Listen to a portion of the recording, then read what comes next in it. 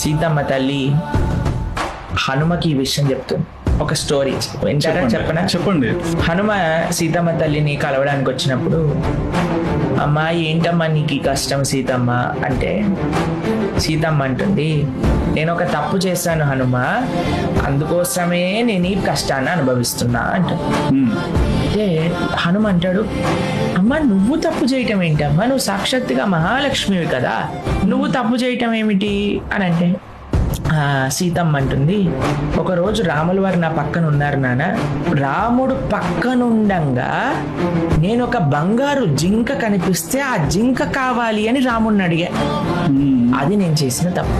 భగవంతుడి దగ్గరికి వెళ్ళి స్వామి నీ సేవ కావాలి అని మనం కోరుకోవాలి, కానీ నాకు కారు కావాలి, నాకు ఫోన్ కావాలి, నాకు ఉద్యోగం కావాలి, నాకు పిల్లలు కావాలి, నాకు రోగాలు పోవాలి, నాకు ఆరోగ్యం కావాలి అని భౌతికమైన విషయాలను అడగరాదండి.